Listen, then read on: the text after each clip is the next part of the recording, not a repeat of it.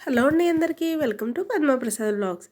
వేడిగా సేమియా పులిహోర చేసుకొని తింటే ఎలా ఉంటుంది? ఎప్పుడు సేమియా ఉప్మా పాయసమే కాకుండా సేమియాలతో ఇలా ఒకసారి సేమియా పులిహోర ట్రై చేయండి, చాలా బాగుంటుంది. ఏం లేదండి, చాలా ఈజీ. ఒక వెడల్పు గిన్నెలో నీళ్లు పోసుకొని దాంట్లో కొంచెం ఉప్పు, కొంచెం పసుపు, ఒక స్పూన్ దాకా ఆయిల్ వేసి నీళ్ళని ఇలా తెల్ల కాగనివ్వాలి. అప్పుడే మనం ఎంతవరకు చేయాలనుకుంటున్నామో అన్ని సేమియాని తీసుకొని వేసి ఒకసారి సేమియాని మొత్తాన్ని కూడా కలుపుకొని 2 ఉడుకులు వచ్చేదాకా, అంటే 70 నుండి 80% సేమియాలు ఉడికితే సరిపోతుందండి. ఎక్కువ ఉడికితే కనుక మళ్ళీ ముద్దలాగా అయిపోతుంది. నేను మీకు చూపిస్తాను చూడండి. 2 పొంగులు వచ్చాయి కదా సేమియా, నేను మీకు చూపిస్తాను. చక్కగా ఉడికింది. ఇప్పుడు దీన్ని మనం వడపోసేసుకుందాం. నేనైతే సేమియాని వడపోసుకొని, చన్నీళ్ళు చాలామంది పోస్తారు, అవసరం లేదండి, ఇలా పక్కన పెట్టుకుంటే సరిపోతుంది. ఇప్పుడు అదే కడాయిని క్లీన్ చేసేసి దాంట్లో ఒక స్పూన్ దాకా ఆయిల్ వేసి, ఆయిల్ వేడెక్కాక ఒక 1/2 టీ స్పూన్ ఆవాలు, 1/2 టీ స్పూన్ జీలకర్ర. చాలామంది పులిహోరలో జీలకర్ర వేస్తారా అని అడుగుతున్నారు, నేనైతే వేస్తానండి. అలాగే 2 స్పూన్ల దాకా పచ్చిశనగపప్పు, 1/2 టీ స్పూన్ సాయమినపప్పు, ఒక 2 స్పూన్ల దాకా వేరుశనగగుళ్ళు వేసి దోరగా వేయించుకుందాం. మనం చేసే నిమ్మకాయ పులిహోర కదండి, ఏదైనా నేనైతే కనుక పులుపు వేసే వీటిలో ఇంగువ, ఇలా ఈజీగా డైజెషన్ అవ్వడానికి జీలకర్రలు అలాంటివి వేస్తాను.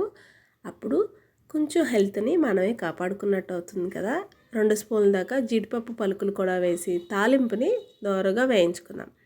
5 పచ్చిమిర్చి ఘాట్లు పెట్టాను, 2 ఎండుమిర్చి చిన్ని ముక్కలుగా చేసినవి, అలాగే 2 రెబ్బల కరివేపాకు, 1/2 టీ స్పూన్ ఇంగువ వేసి తాలింపు మొత్తాన్ని నేను చూపిస్తున్న మాదిరిగా దోరగా గోల్డెన్ కలర్ వచ్చేదాకా వేయించుకున్నాం.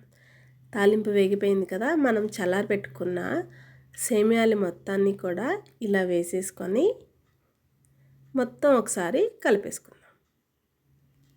మొత్తం ఇలా కలిపేసుకుంటే చూడండి, కడాయిలో వేసి కలిపేస్తున్నప్పటికే చక్కగా సేమియాలు ఎంత పొడిపొలాడుతూ వచ్చాయో ఆయిల్ తగిలేసరికి. ఇప్పుడు దీంట్లో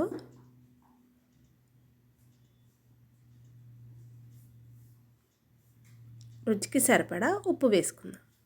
సేమియాల్లో ఉప్పు వేసాం కాబట్టి ఉడకపెట్టేటప్పుడు చూసి వేసుకోండి. అలాగే ఒక నిమ్మ చెక్క రసాన్ని కూడా పిండి మొత్తం వేసి కలిపేసుకుంటే కమ్మని సేమియా పులిహోర రెడీ అయిపోయిందండి. ఎప్పుడు సేమియా ఉప్మానే కాదు, ఇలా ఒకసారి ట్రై చేయండి, నిజంగా చాలా బాగుంటుంది. క్విక్గా కూడా అయిపోతుందండి. అలాగే అప్పుడప్పుడు మనకి లంచ్ బాక్సుల్లో కూడా మంచిగా ఉపయోగపడుతుంది, చాలా బాగుంటుంది. నచ్చిందండి మీకు ఈ వీడియో? అయితే లైక్ చేయండి, మన ఛానల్ని సబ్స్క్రైబ్ చేసుకోండి. అలాగే మీకేం వంట కావాలనేది కూడా నాతో కామెంట్ సెక్షన్లో తెలియచేయండి. మీరు కూడా ట్రై చేయండి. అలాగే వెళ్తూ ప్లీజ్ సబ్స్క్రైబ్ మై ఛానల్.